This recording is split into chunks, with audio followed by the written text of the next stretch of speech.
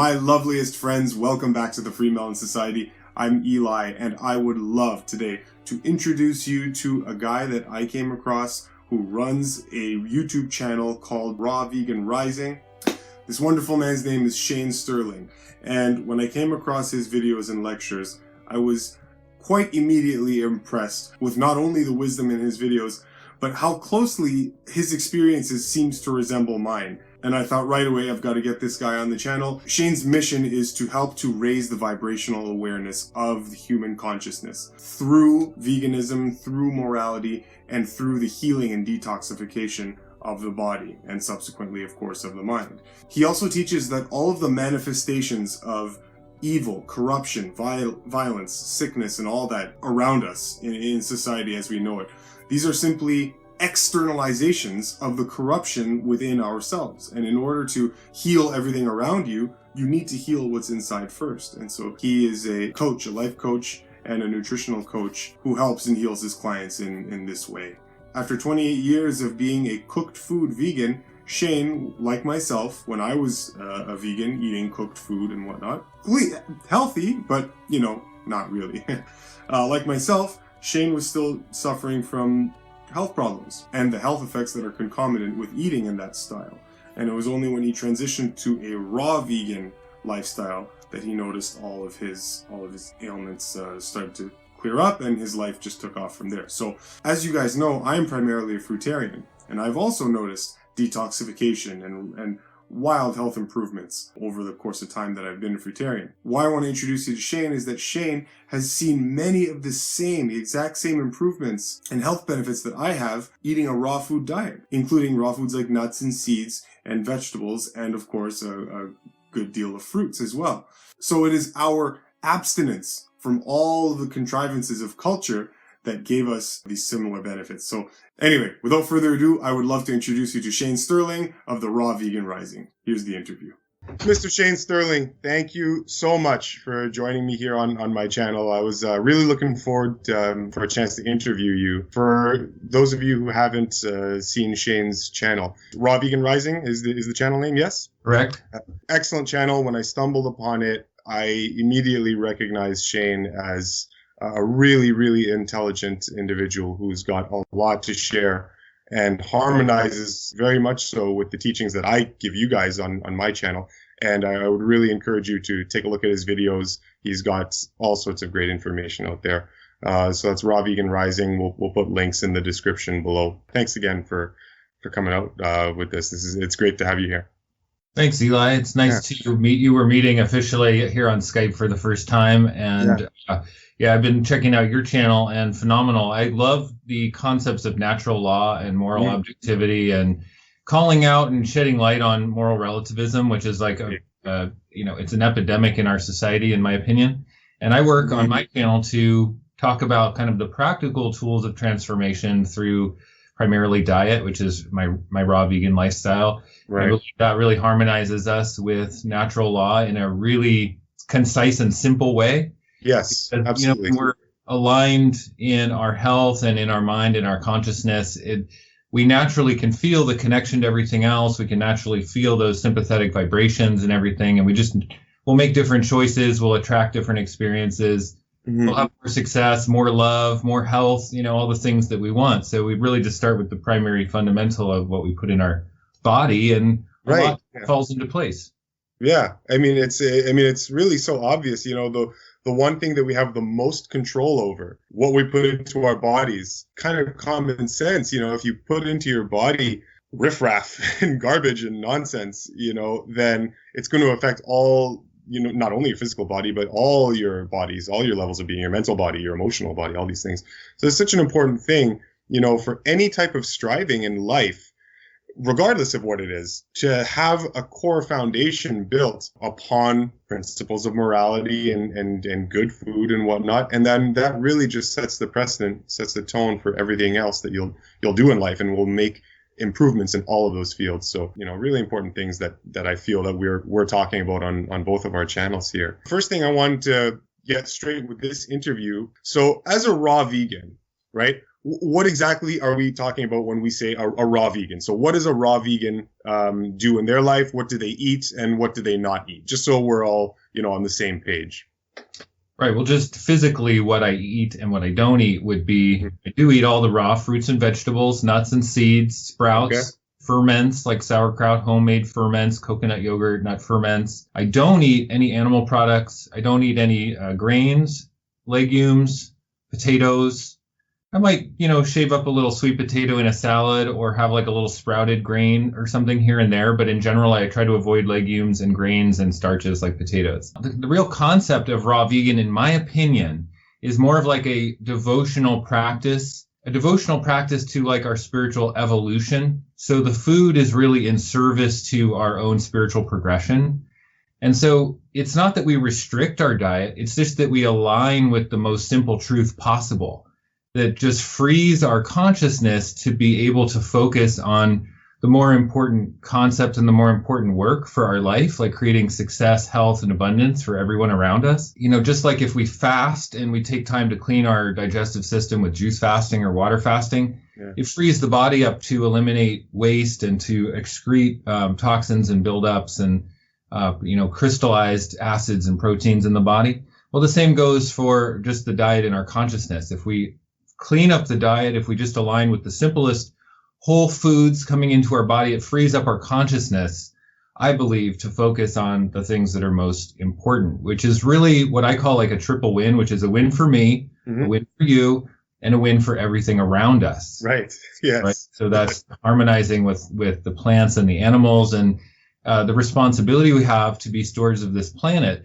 And we don't have the bandwidth to think about that when we're burdened with junk food, stress, the rat race, and really like a raw vegan diet for me is then in service to kind of lifting myself up out of the rat race, out of the matrix of control, out of, depression and mental illness and heaviness. And it just, even though I'm still around it, even though I'm still in the world, I'm not free of the world because of what I eat. I can't eat my way to godliness, but it frees me up to just be more present, more connected, flooding my body with the light particles in the food. The biophotons, I really believe, allows you to feel that cellular communication with like everything around you. For me, a raw vegan diet is raw food, vegan, but also the spiritual devotional qualities that I just described. I did a 40-day juice fast to help transition to a raw vegan diet to reset my gut and eliminate a lot of waste out of my body, which worked phenomenally, 40 days on juices.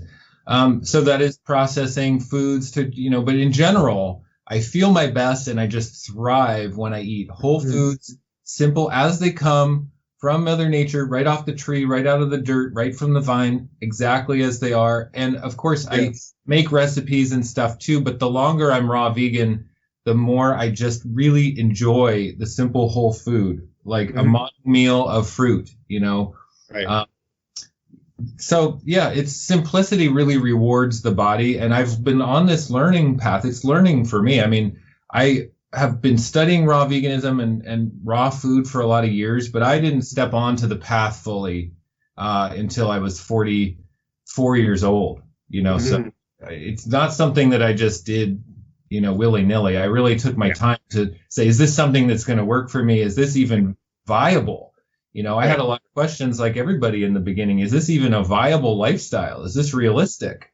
But the more I seek the truth, the more I pursue simplicity, the more I study the science, the more I just look at the hard facts of reality, the more I study natural law and understand nature, the more I realize that whole foods, unprocessed foods, raw foods are biologically adapted foods. It's what we were, evolved to eat over billions of years. So, and it serves our health, it serves our consciousness, it serves our spiritual evolution. So it's hard to dispute that for me. And I've been enjoying it. I've been really feeling the best health of my life. I mean, I feel more energy than I did when I was a kid. Yeah. And it's really an unprecedented awakening for my own life and my lifestyle to feel just the amount of energy I have. I have 2 kids, so I'm running around with them all day. I mean, I can read my life. I can question questions of like, who am I and depression and like, how do I fit in life? I mean, these are not part of my concepts anymore. Right. It's really freed me up in a lot of ways. The benefits that you're describing, it's very obvious. I mean, you look fantastic. Hearing what you have to say, it's obvious that this lifestyle is doing everything beneficial for you. So I'm happy that you're experiencing this, and I'm happy that your kids have a dad that like yourself that they can look up to. So yeah, that's fantastic. Yeah, I mean, to be honest, to mention my kids I've done it for them, and I don't make them be raw. I mean, I want them to feel safe in the world. I want them to feel like part of the world. So I'm not enforcing any of my beliefs on them at all. I encourage them to have their own beliefs. Right. And I will not tell them to find raw food or veganism in their life. I just tell them, I share my experiences. I share like my understandings, but that's as far as it goes. I want them to be empowered. Exactly. I want everyone to be empowered. You can lead a horse to water, but you can't make them drink. And what I really like is you can lead a horse to knowledge, but you can't make them think. Yeah.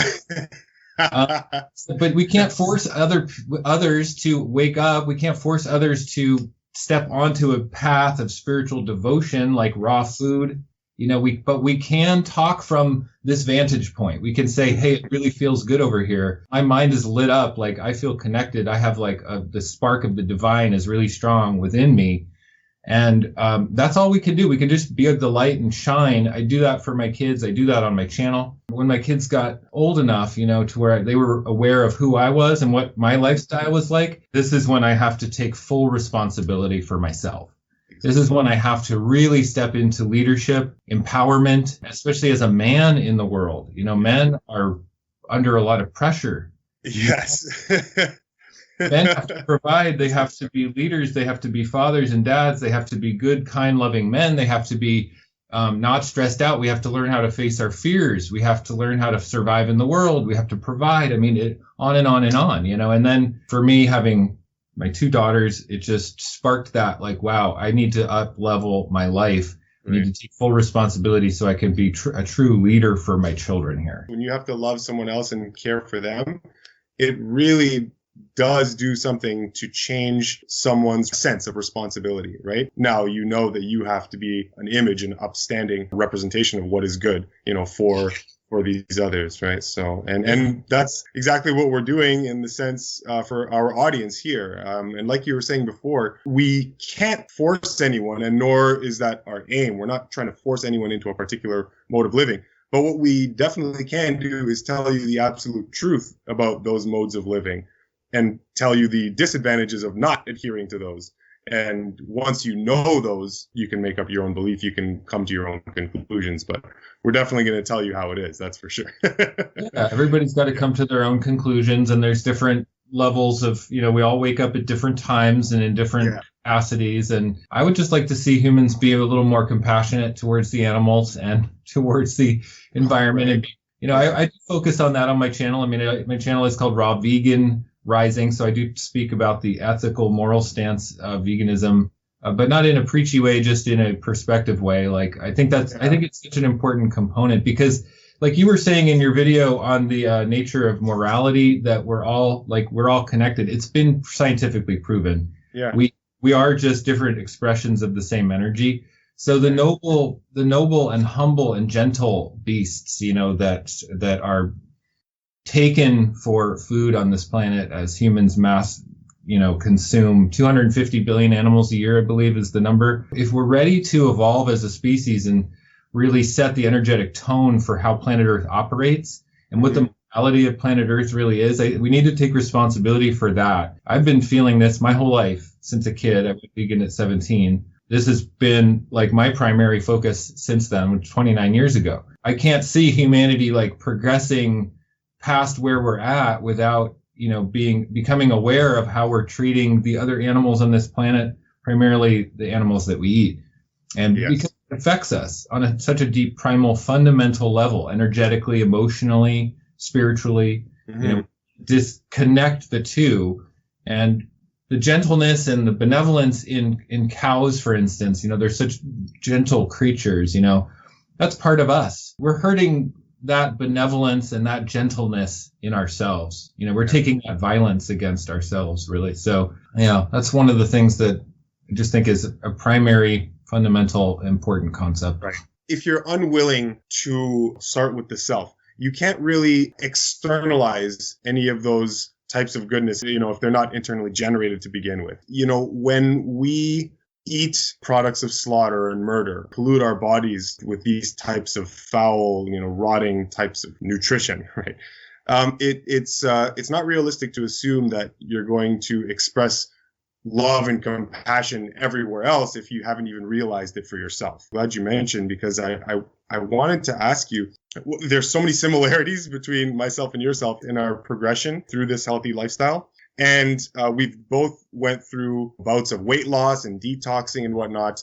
And with my audience, because I'm primarily fruitarian, and I know you include raw vegetables and nuts as well, but you've just as much as I have seen the benefits of this healthy lifestyle with just the raw food. So what I wanted to ask you was, if someone was interested in cultivating this lifestyle, what are some of the detox symptoms and whatnot that they can expect? Because it's not a quick fix. It's got to be a lifestyle approach, and people get put off when we've all heard of them, the ex-vegans, and I went vegan and I got sick, so I had to start eating meat again. But we've all heard that nonsense before.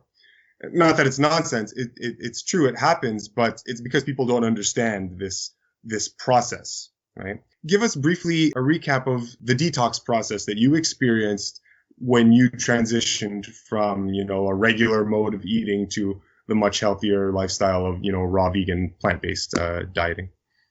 Yeah, it's a really important thing for people to understand if they're going to take on a raw vegan lifestyle. It's really stepping into a process of detoxification, and there's a lot of things that happen to the body in that process of being able to thrive on a 100% raw vegan diet for an extended period of time for the rest of your life. You have to transition your body over, and to get your body to thrive on the raw foods, you have to kind of reset some things. You have to reset the gut. You got to reset, your metabolism. You got to reset your neural associations with food. You got to reset your sense of hunger and satiation. And we have emotional addictions to food. So we're taking on emotional components, physical components, we're taking on changing the gut microbiome. So all of these things alone could be quite an undertaking. And then you do them together, and it's the beautiful process of transitioning to a raw vegan lifestyle. Right. And people can often go a week, like on a raw challenge or, a fruit fast challenge, and experience, great energy and feel good and talk very highly of it. But if you go 2 weeks, or if you go 3 weeks, or if you go 4 weeks, you're going to start to run into the detoxification symptoms. Yes. And those are going to last for a period of time, but then they go away. And on the other side, you come out able to utilize, digest the food, absorb the food, get the energies from the food, and not have any of the burden of heavy fats, animal products, the starches and the grains, which create acid buildup in the body. So really the thing you want to prepare yourself for, if some of the listener is going to say, I want to try going raw, or I'm going to go raw, you become inspired and you're going to commit to this. The detox symptoms, for me at least, looked like flu symptoms. I got runny nose, aches and pains in my body. I did a juice cleanse to help the process along. I thought, okay, I'm having some detox symptoms. I'm going to juice fast and help clean it out. And I did that. I did a 40-day juice fast. I did about 6 quarts of juice a day. I did about 3 being green juice, 3 being fruit juice. So I was taking in probably 4,000 or 5,000 calories a day in juices. And I was losing about a pound a day. I lost 40 pounds in 40 days. Damn. Yeah. The thing is that it wasn't all body fat, because I probably only lost about maybe 5 or 6 pounds of body fat in that time. I lost a lot of waste out of my intestines. Yes. As mucoid plaque come out, which I didn't know was real. I heard people talk about it, like John Rose, who's one of my favorite vegan YouTubers. Love him. Great. Yeah. Right. John Rose is awesome. So he talked about mucoid plaque, and I thought, I'm going to go after this mucoid plaque. I did my juice fast in service to cleaning my GI tract, and it worked because I think I probably lost about 25, 28 pounds altogether, maybe more. I mean, I don't know how much body fat and how much waste matter it was exactly. So I guesstimate, Yeah. I guesstimate maybe 28 pounds of like mucoid plaque and impacted matter in there from a lifetime of my standard American diet, And I've always been healthy and vegan, but I still call it the standard American diet, like fried foods, cooked starches, green, all that stuff, So really, the juice fast was quintessential in helping to reset my gut, eliminate the waste. You don't want to put new wine in an old wineskin, so you got to clean it out, right? You got to clean it out. That really helps in multiple ways because it floods your body with the biophotons, the phytochemicals, the minerals, the water, the structured water and filtered water in the fruits and vegetables. Yeah. And that just like resets your neural association with where the nectar of life really is. I can't tell you. I mean, 40 days on juices, you start to realize you have like shedding of layers. It feels very spiritual. It feels very connecting and awakening to that. And it's really the flooding of the body with the natural elements in the fruits and vegetables that we're supposed to be, that we're deficient in on our standard American diet. Right. And so then we're feeling that energy source, we're feeling that vital life force flow through us, and it resets the entire neural association as to where we get sustenance from. So then coming back onto solid food after a juice cleanse, for me was like, well, I'm sticking with the cucumbers, I'm sticking with the apples, I'm sticking with the citrus fruits. Yeah. That's where I had been getting my sustenance and my life force from for the last 40 days. And then the gut bacteria, for me, needed to be rebuilt. It took me about 3 months of eating salads and fruits and whatnot to be able to fully digest the high fiber content of all of that food that I was putting in. I noticed at first that the bacteria wasn't able to fully process all that fiber. So then that was my second phase, was building up my gut microbiome to handle a high fiber diet, primarily, all fiber and water and minerals. Yes. Right? Yeah. So, and then my detox symptoms really lasted: aches, pains, sneezing, runny nose here and there, on and off for about 6 months.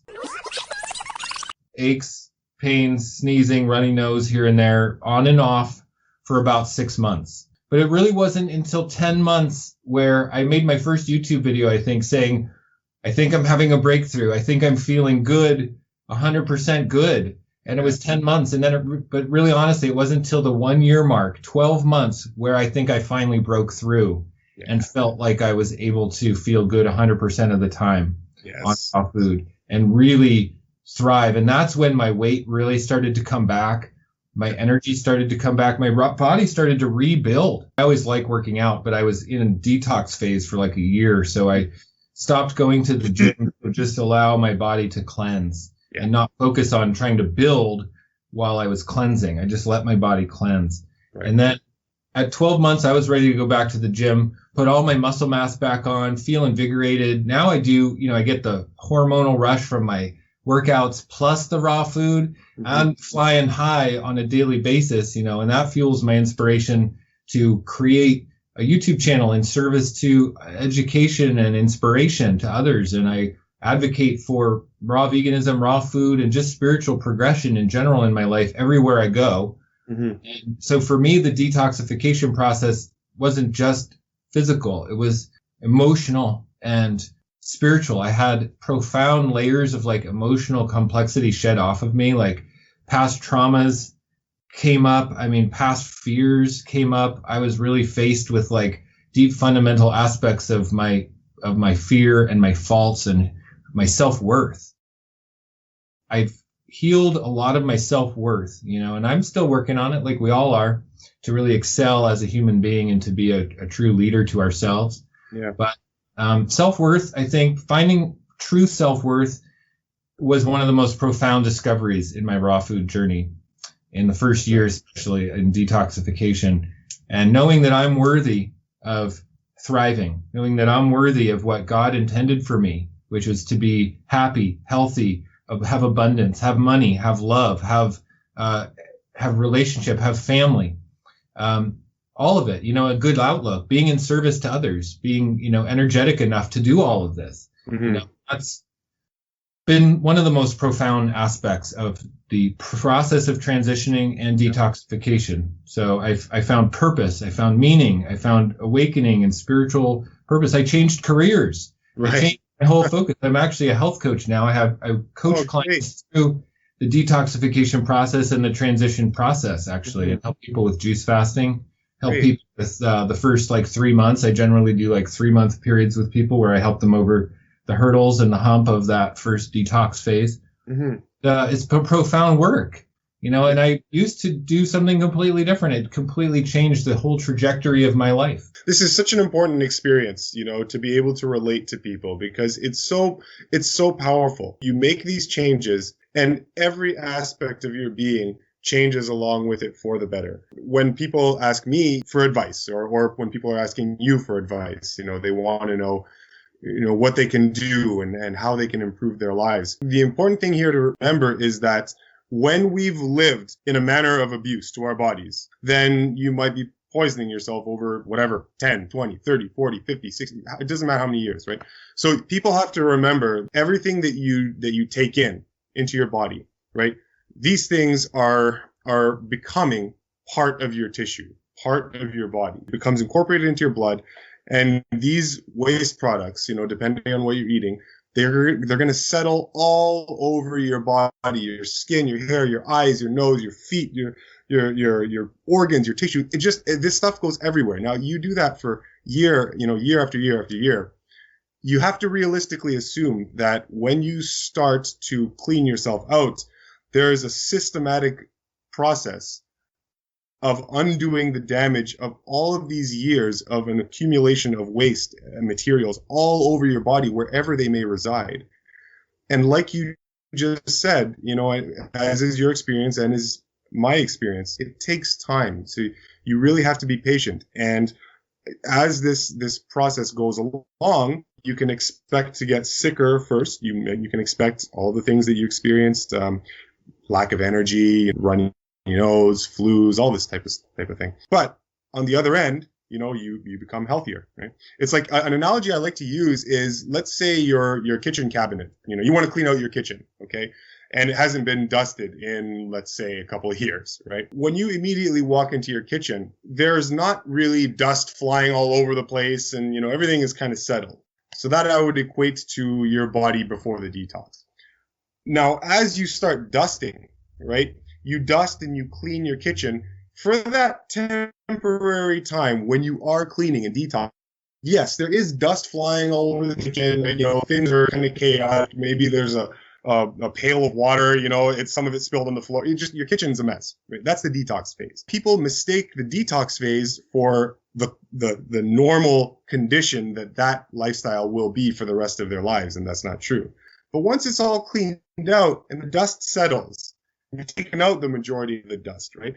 Afterwards, the kitchen is a lot cleaner, and it's now that neutral state. But now all the dust and all that crap is now gone from all those places that you've cleaned, right? So that's the state that we want to get to. But you have to be willing to go through the cleaning, right? And that's where a lot of people get, messed up and mistaken, right? They don't allow enough time for that cleaning process to thoroughly, purge. I'm so happy that you can give that experience, because, you've elucidated it a bit more clearly. So, so for all of you guys out there that want to get into this, please, you have to understand there's no such thing as a quick fix. Well, I'm going to detox for a week and then I'm going to go back and see how I feel.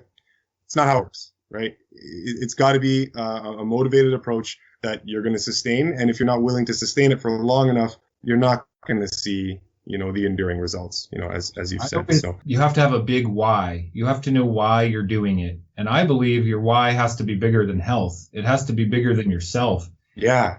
If you have a disease and you're looking for raw food to help cure a problem, an ailment, skin issue, diabetes, cancer, all works with raw food, but that's not going to be enough long term. Not even healing disease is enough, because it can't be about the self. Right. It has to be something bigger than yourself, as all service of all true service in the world has to be about others, something bigger than yourself. What's your service to humanity? What's your service to the world, to consciousness, to spiritual evolution? That's where you have to get to be successful long term on a raw vegan diet because it goes against our cultural norms.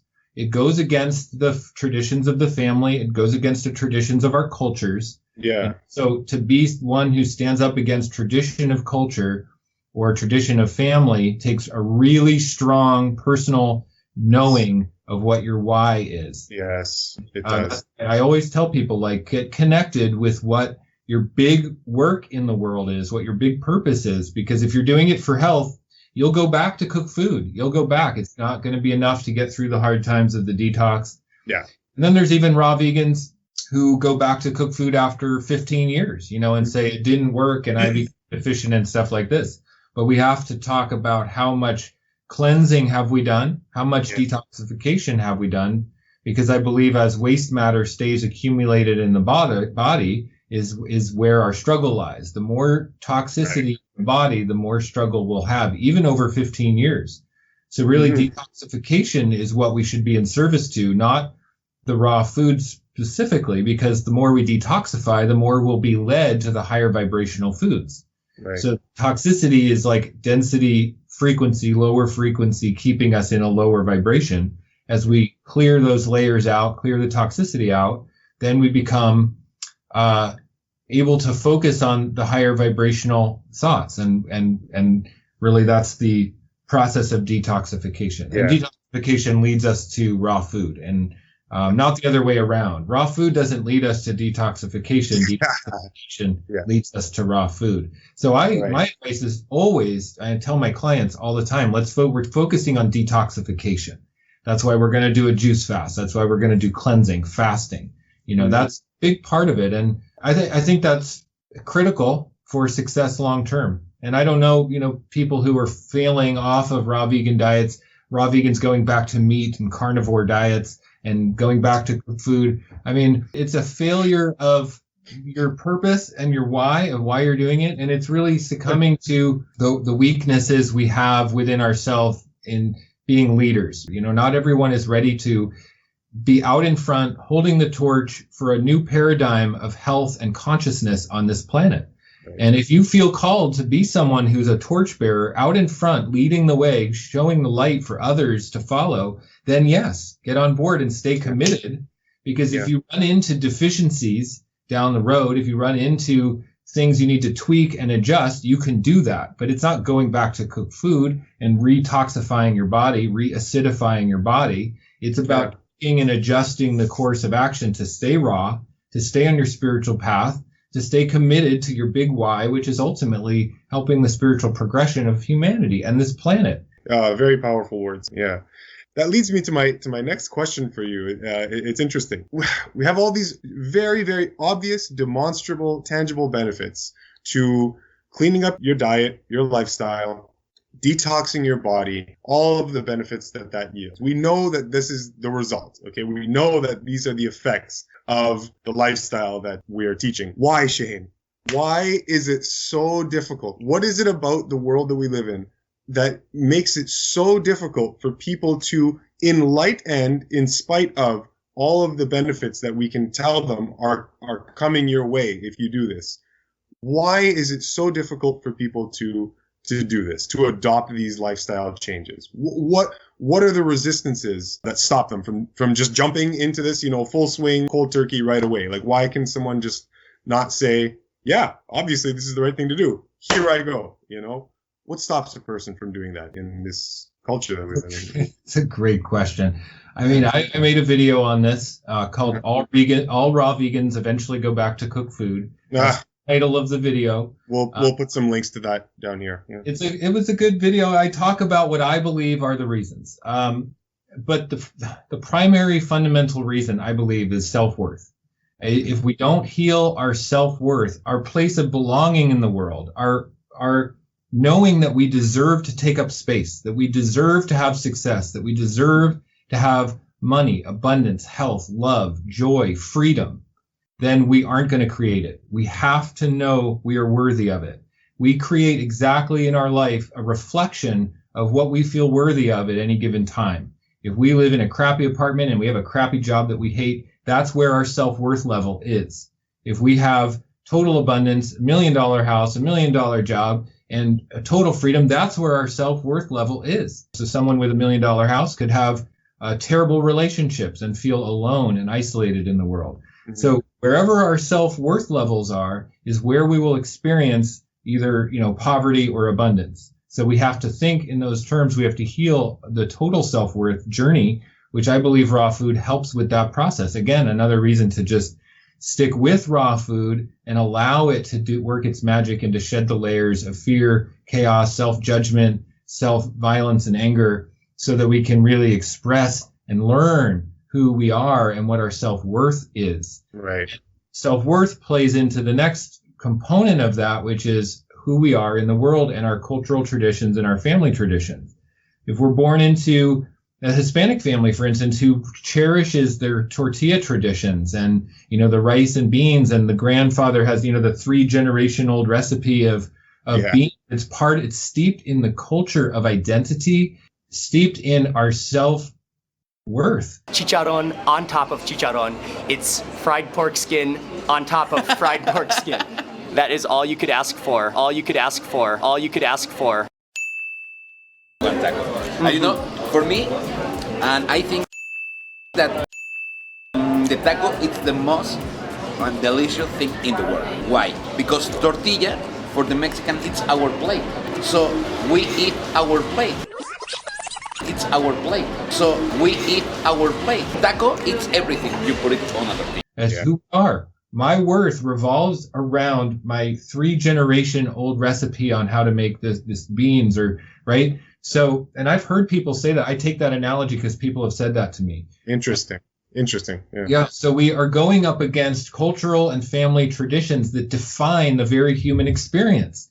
How can we be one cell in an organism that stands up and says, well, I'm going to actually be part of a different organism because this organism over here, humanity, is flawed, diseased, going down the wrong path of moral relativism. Mm-hmm. And I want to stand up for moral, objective truth and stand for health and create self-worth and lead the organism down a different path. I mean, how many cells in the organism are capable of doing that? We can't be a leader first and foremost if we're not extremely compassionate, understanding, self-loving. Mm-hmm. We have to have high self-worth, high self-standards to where we motivate others. Leaders don't lead by saying, follow me. Mm-hmm. Leaders lead by saying, hey, I can help you. This is how you do it. Let me help you along. We help each other. And that's what a real leader does. So if you're someone who's still disempowered in any way, so you have anger toward the world, you have fears in the world, you haven't,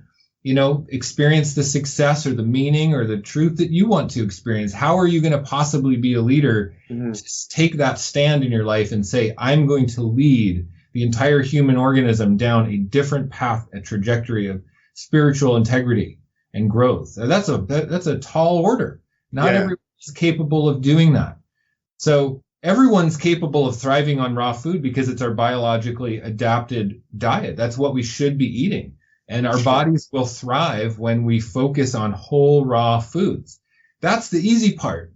But the hard part is what your family does and what the cultural tradition does. Currently, our culture has fast food restaurants on every corner across the world. Every aisle in the grocery store is filled with jarred, boxed, packaged, dead, pasteurized food. 99% of the grocery store is dead, pasteurized, processed, terrible food. Mm-hmm. So our culture is not set up to support this new way of thinking, a new ideology. We literally have to be self-referencing.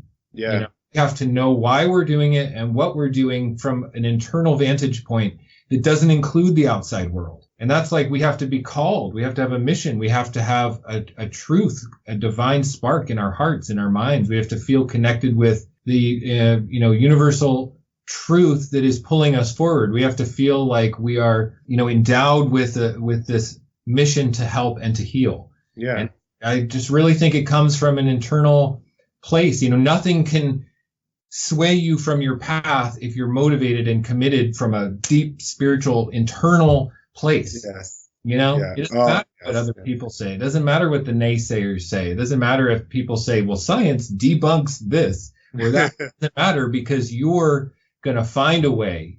Mind over matter. Our minds shape matter physically, literally. Reality's malleable. And who we are, who we believe we are, and what we're focused on in the world comes from inside. And if we let the world sway and influence our minds, we're going to be a tool for the agenda, for the way the world is. The mainstream ideologies that already exist, we'll just continue to create that. So we have to find a way to break free from that through our own internal guidance system, our own internal reference points, which is a tall order for most people. We're coming from a culture that's manipulated and controlled, and we're downtrodden by the system. We're, like the slave class working for the debt monetary system. I mean, it's not an easy thing. We all have trauma. We've been psychologically traumatized as a species, so we really have to have other tools. I think raw food can get us started on self-worth, and then we have to use our spiritual guidance to take us the next leg of that journey. Yeah. We've got all these things working against us. We've got our cultural traditions and our family traditions, right? That's already a strong inhibition to this type of thing. But, people always also have to remember that outside of the family traditions, right, that are steeped in all of these incorrect modes of living, the world outside of your family, none of it is set up for your optimal growth and evolution, right? None of it, right? The entire food industry, all of it is premised on a business model whereby they need to find a way to make you come back and buy their product, just like any other commodity or other product out there. So in order to do that, what they need to do is they need to find a way to make the food as addictive as possible. And all restaurants or all, processed food, industries out there, they're using combinations of chemicals, synthetic or natural chemicals that fool you into believing that what you're eating is food. So it's like, refined oils, salts, and sugars, right? They're just using combinations of these things, these unnatural products, and putting them into foods in certain combinations that make you come back constantly for more. None of it is consistent with optimal health. None of it. And it is the exact same thing in every place that you go to where you're buying a food that is not just a natural food. So you have all of that working against you. And then you've got the educational institutions, intelligence agency think tanks that have infiltrated the school industry. You've got Tavistock Institution, you've got the Rand Corporation and the Frankfurt School, and all these influences that have bled into our educational system and that have eroded all of our health and university courses. It goes on and on. Basically, like you said, the world is against you, right? When it comes to true health, true morality, and all of the benefits that it yields. So in order to adopt this lifestyle, you need a very, very strong degree of maturity. How many times have people gone to you, and people that you coach, they say, well, I was doing well. I had about 2 weeks of raw food. But then it was Christmas time, or then it was Easter.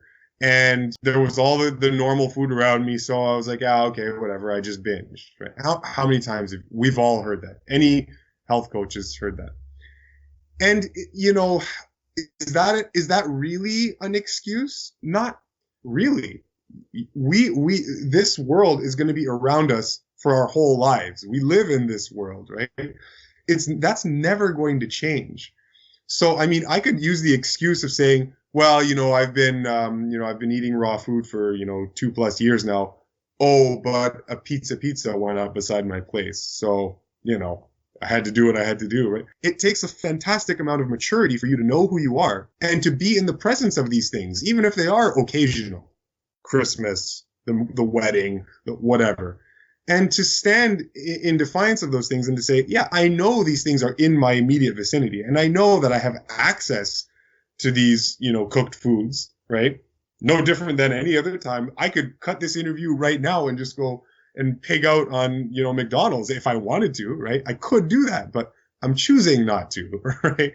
So you have to have maturity to choose not to do these things because why you're not doing them, right? You know the benefits. And so for everyone out there that's listening, these obstacles are never going to relent themselves. They're always going to be put in your face, right? This world is always going to thrust its lies in your face.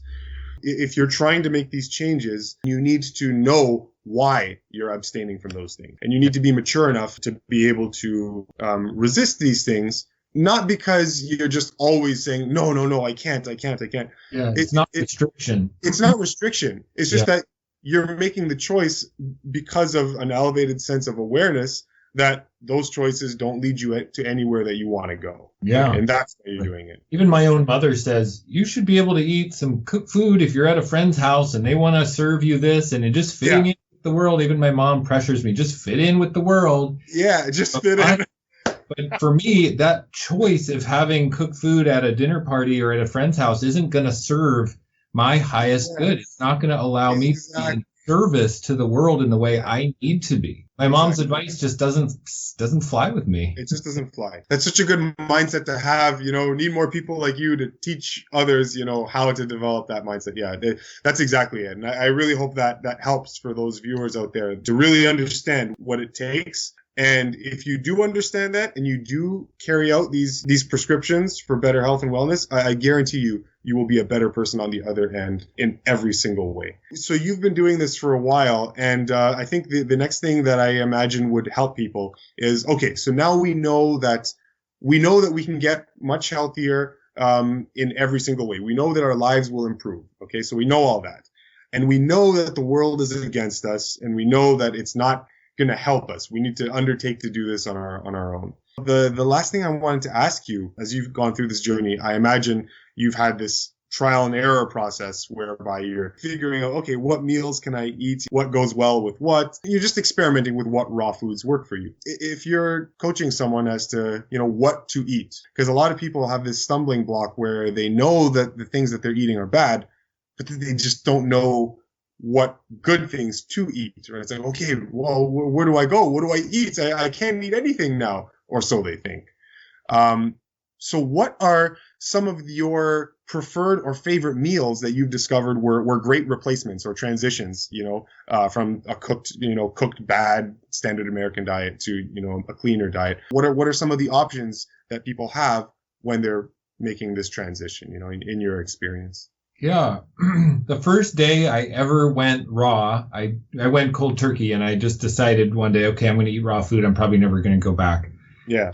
But that first day, I made myself really big salad, and I threw in everything. I threw in greens and fruits and nuts and loaded it up. Probably was 1,000 calories in that salad. And I ate all this mixture of everything and felt so satiated. I was like, this is going to be easy. No problem. It was eat these salads loaded with nuts and apples and berries. And that really worked. That was a good way to just say, look, I got this. Now, that's what I think the most important thing is, find your thing where you're like, I got this. Yeah. Even if it's the wrong thing, even if it's just, raw almond butter and apples or whatever, just fats, fruits, which I don't do now. Sure. But at first, mixing fats and fruits helps give that sense of familiarity, because in our standard diet, mixing starches and carbohydrates with fats, it's not a good thing to do for health, and if you read the book 80-10-10, I was really skeptical of 80-10-10 when I first read it, and Doug Graham's philosophy on that, but I read it anyway because as a raw vegan, I just wanted to read the book. Yeah. But I found over time, I've naturally gravitated toward lower fats and higher carbohydrates, and I've really have found the way to thrive, which is basically like a fruitarian style diet. Right. And when I say fruitarian, I mean, we're talking zucchinis and cucumbers and tomatoes. Those are all fruits, avocados. But the fruits of the trees and the vines, are really the diet that allows us to thrive the most. Right. And, mother's milk, when we're infants, is 96% carbohydrates, 2% protein, 2% fat. So it's low protein, low fat, high carbohydrate. And babies triple in size in the first 6 months, so it's a high growth stimulating diet. Carbohydrates stimulate our metabolism, our growth, our functionality. It's our preferred fuel source for our body. So just take abundance of the carbohydrates. And it took me a while to figure that out because I was used to mixing the fats and the carbohydrates, like butter and toast, for instance, or like a peanut butter and jelly sandwich. It's fat and carbohydrate. Right. So I stuck with a lot of high fat, high carbohydrate mixtures in the beginning to just get over the sense of my hunger, my demand for hunger. Got it. Yeah. But it slowly transitioned.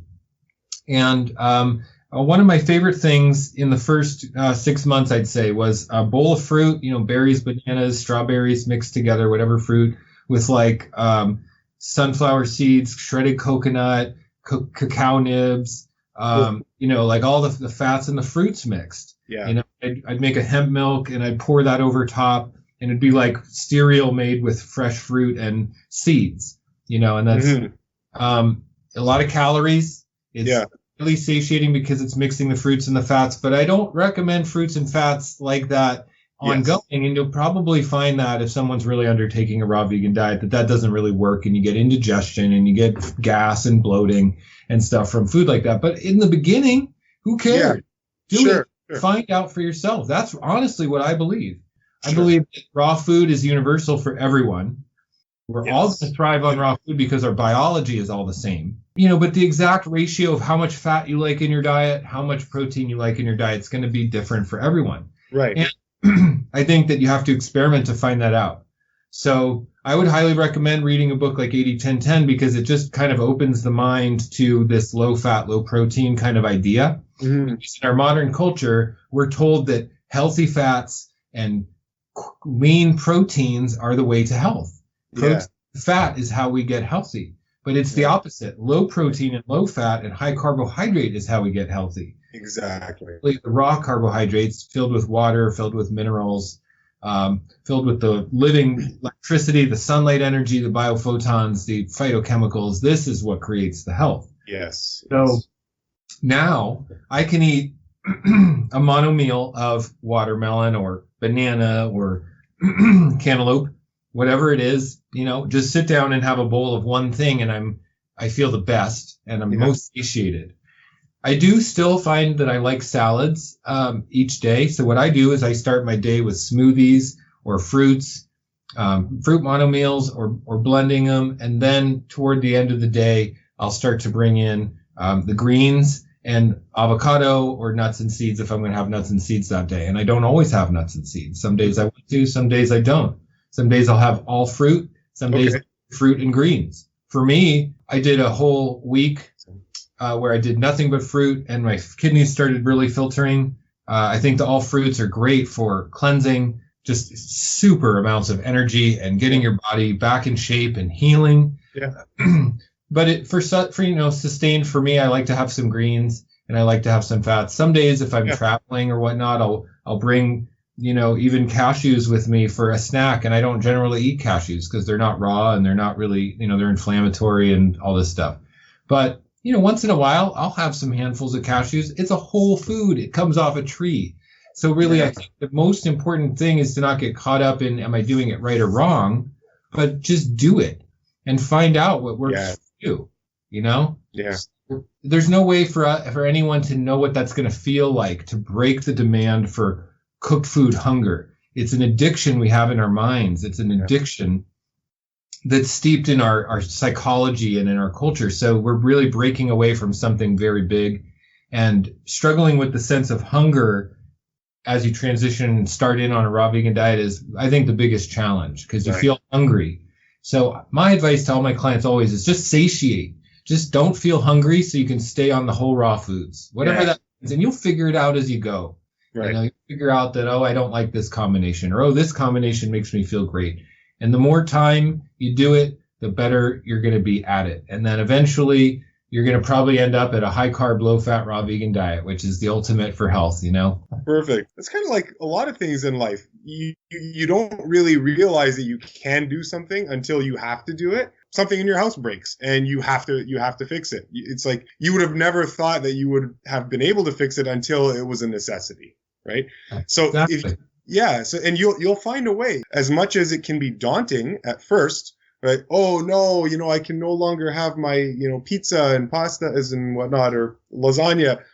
Yeah, okay, fine. I mean, it might be a bit of a change at first, but if you are set in your conviction and you understand what you're doing and you understand that it is for the betterment of yourself and your family and everyone around you, you'll find a way. And yeah, it's so important. I don't think people need to start worrying about, oh, but calories this and calories that. Like, don't worry about that. It's your initial phase. As long as you stick to the raw foods, try not to overeat, obviously, but, don't go hungry. Just do whatever you need to do to be comfortable with that raw food umbrella, and just start seeing what works. Eventually, you will start to clean out. And as you detox and clean out more, I think naturally you start to refine what you're eating and what combinations do work and what don't work for you. In the first couple of months when I first went raw, I went on a trip for about a week, and I was traveling. So I didn't know how to do raw while traveling. And I just basically would just stock up on fruit, like bananas and grapes and apples. And, if you count, I was coming from my old paradigm where I'd count calories to lose weight or stay in shape, right? And I think if I eat more than 3,000 calories, I'm going to gain weight. Mm-hmm. But I spent that entire week so damn hungry because I was still new. And I couldn't eat enough bananas and grapes. And I was counting up the calories. And I was saying, holy moly, I'm eating like 4,000 calories today. And I'm still hungry.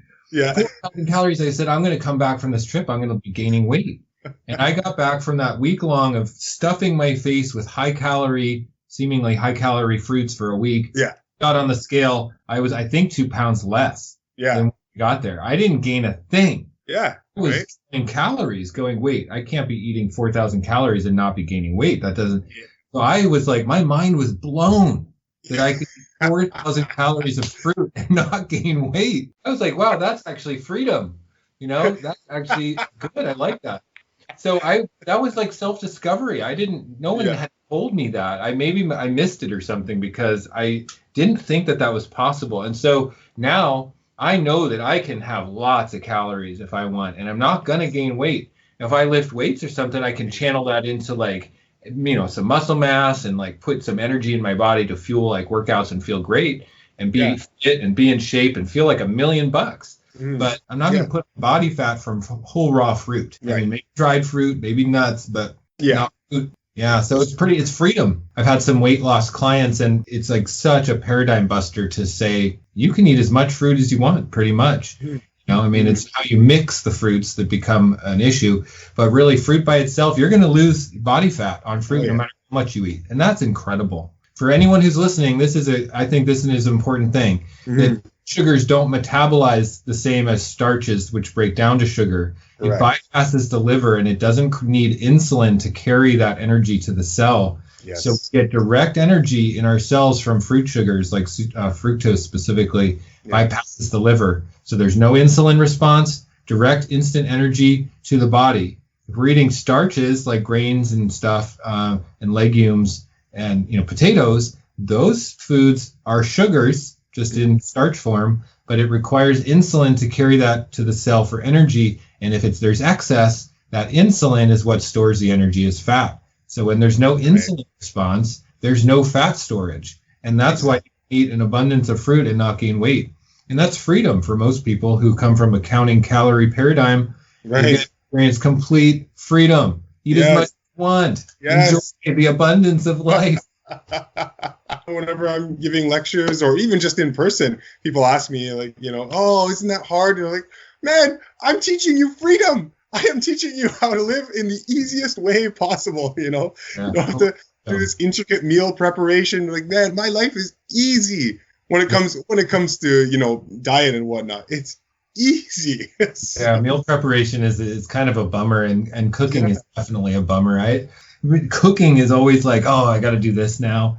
So for me, raw food diet was wow, this is total freedom. This is dream come true. I remember in my first year, exclusively fruitarian, but I did have, a couple of vegetable meals, here and there. I did food experiments as well. I was okay, I want to see how I react with, sweet potatoes or whatever. And so I tried these things. And whenever I did those experiments, I'd look at my watch, 35 minutes, 40 minutes down the drain, prepping this stuff. And I would just be caught feeling this sucks, man. I've already killed so much time, getting ready to eat. when I was first transitioned, I'd make like, of course, like the zucchini noodles with like sauce, trying to recreate pasta, right? With like put in like, salt and seasoning and try to make it taste like tomato sauce. And I never liked it.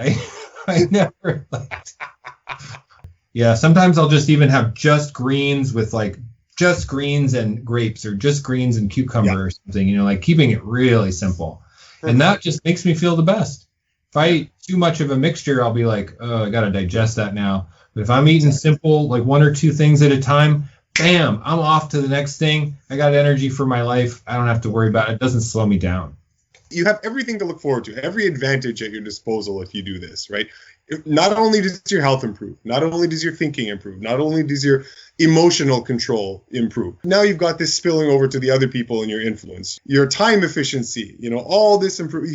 So guys, for those of you listening to this, you have literally everything to gain from adopting this lifestyle. You've been doing this for about a year and a half. Year and a half. Yeah. It's cool because I can't wait till I can say like 6 years, 10 years, 12 years. No, there's no going back for me. It's like, for me, I'm just eyes forward, because it doesn't matter how much time has passed. The benefits are so immense that the thought of putting the slow foods in my body again, no, it's just not even a possibility. Yeah. I have people all the time come to me just on social media and say, I've been raw for 2 weeks and I'm so inspired, I want to start a YouTube channel about it. It does that. Yeah. It makes that inspired, Yeah. Yeah. You want to give to other people the incredible feeling that you're feeling inside. It's like you almost feel guilty. It's like, oh my God, this is what it's like. You need to know about this. You need to know about this. You need to know about this, right? Yeah, it's a good feeling. Yeah, I understand. I think the Essene Gospel of Peace was the first thing that turned me on to raw food. Sure. Back when I was 30 years old, I got a copy of that book, and it changed my life, changed everything. Yeah. And I just felt like this incredible download. I mean, I read it over and over, like back and forth. Like I was just like so intrigued by that book, and it took me another 15 years after that, finding that book, to actually go raw. So psychological process of letting go. Like, well, I want to go raw, but no, I'll stay with the no, but I want to, but no.